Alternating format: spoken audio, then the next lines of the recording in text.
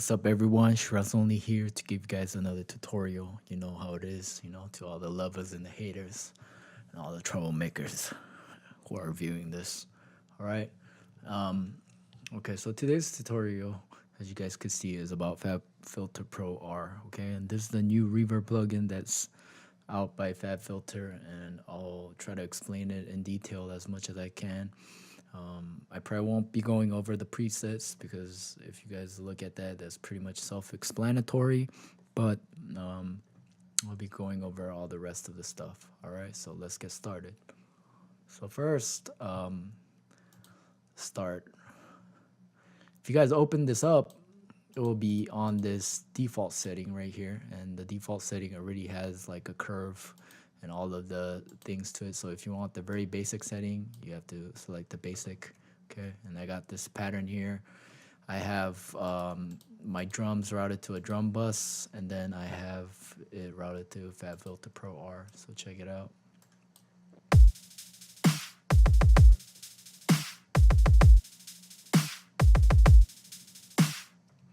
All right, so that's pretty much the pattern. Let's start from the right. Mix is the wet and dry knob.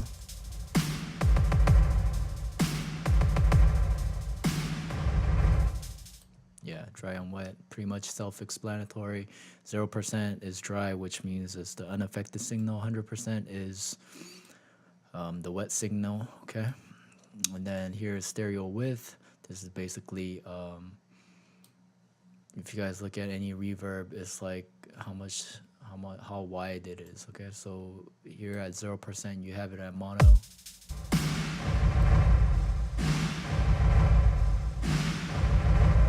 And then as you guys put this up at 50%, it's exactly stereo, so it's equal on both of the parts.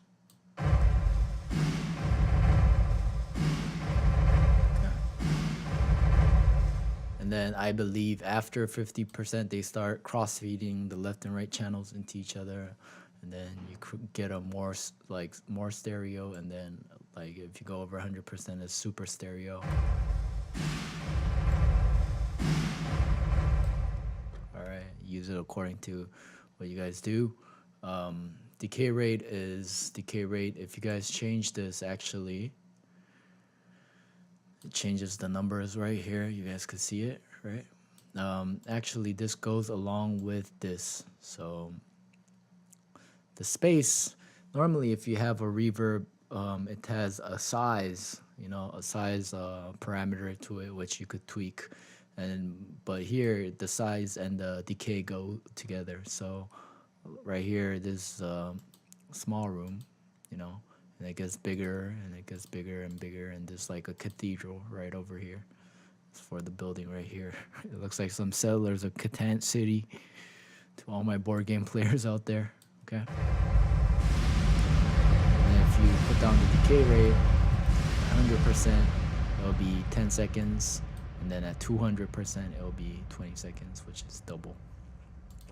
As always, you could hold control. I think on Mac is command, and then if you click it on all Fabfilter Pro plugins, it goes back to the default setting. So this distance is this is pretty much early reflection versus late reflection, okay? And I explained this in my other tutorials on Valhalla Room Reverb and on Fruity Reverb 2. And basically, early reflection is if you're standing in a room or area, it's the first dozen or so reflections of sound that hit you, the echoes that hit you, okay? The ones that come after that is called late reflections. Obviously, if there are more early reflections, the sound is brighter, okay? Therefore, aka the room is smaller. And if there are more late reflections, the room is bigger because it's coming. Late reflections are not the first ones that bounce off the wall, but it's the ones that bounce and that bounces off another place or another surface, and then it comes to you, So it gives you more of that distance, okay, more of that depth. So it'll be simulating a larger room, obviously, right? If you guys are in a large room, imagine yourself in a stairwell, in an apartment, or in a parking lot. Somebody shouts at you from the end of the room.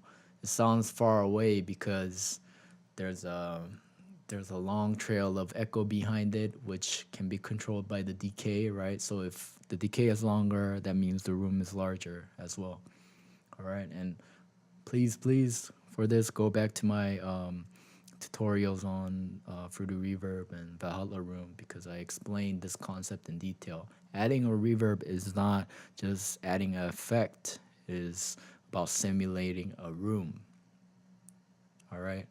Back in the days, they did not actually have um, plugins like this, digital, or before digital there was analog, and even before analog there was like an actual room, and you had to record the room sound, which a lot of people do nowadays as well. So that's how it is. And character, this is basically the modulation function of it. And modulation, there's a lot of theories behind modulation, and people say that, I think there was like a research that was done that said that modulation occurs in natural settings because, as you guys know, sound travels in air, and depending on the temperature of air, the speed of sound is different. So the person was saying that since there are changes in air temperature all the time, this creates a natural modulation to sound, and we're trying to simulate that in effect with modulation settings. That could be arguable, okay? But anyways, it's the modulation setting, so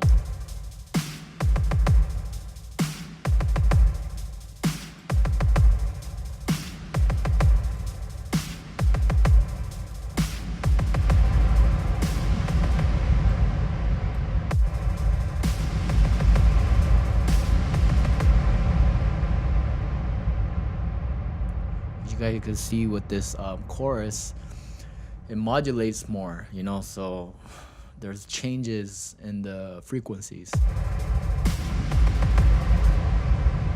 This has a cleaner sound, and this has a more chorusy, like a more like wah wah, like that kind of sound, okay? Dark and bright, this is basically the damping setting on your reverb.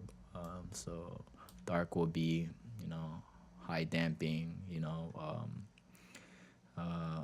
a high shelf that's cut, and then bright will be, it'll be a bright thing.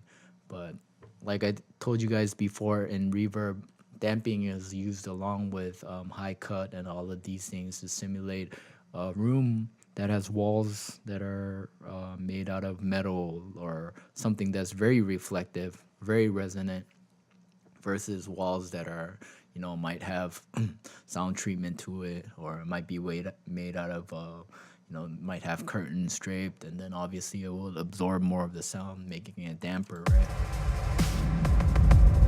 Darker. Cool. All right.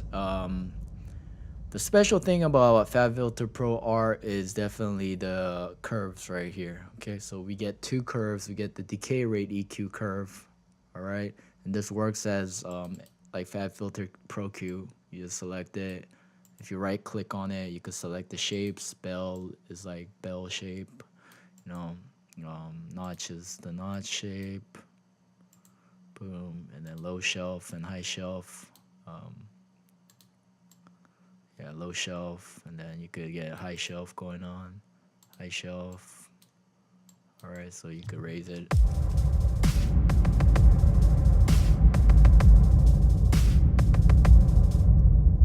Cool.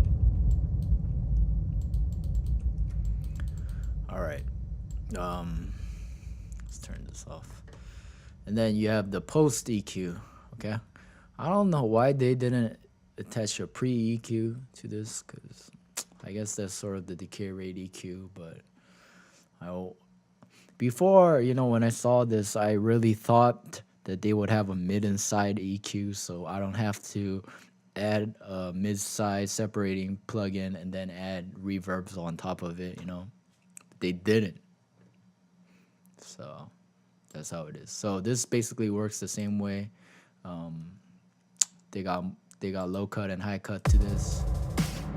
You can cut away the lows. Like for example, I'm doing the drums right now, so I don't want that much lows. I want the lows to be unaffected, so let's do the slope higher.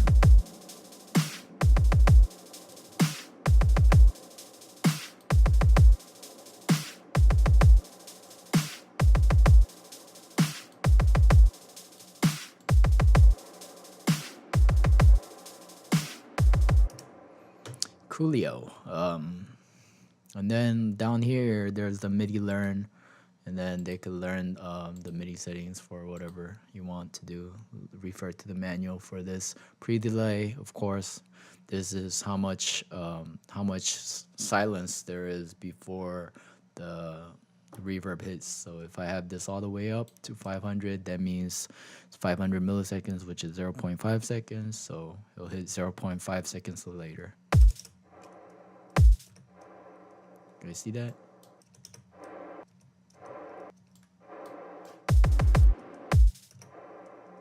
Okay. Cool thing about this is you could also lock this, okay?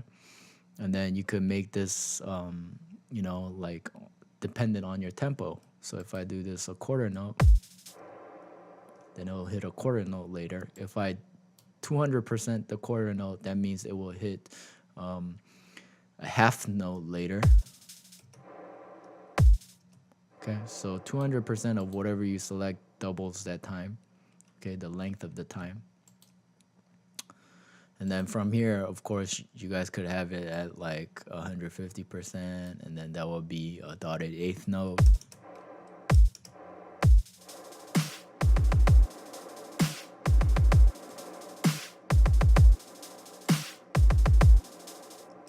Cool stuff, right? And then you got, you know, analyzer. You could look at a pre-post or reverb post. You know, reverb post is best because you get this smoky ass look, which is really sexy, by the way. And then here, the bypass button right here. Click this to bypass it completely. And then you got the input pan and output pan, and then input level and output levels.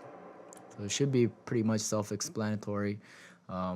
Tip I could give you with this reverb is mess around a lot with the presets and then try to reverse engineer a lot of the presets. So select like some of the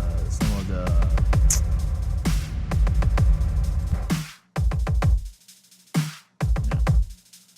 And then you guys could tweak around the parameters a little bit. You know, that's how it goes. So that's pretty much it. Ask me any questions if you guys need help. And as usual, have a great day. Peace.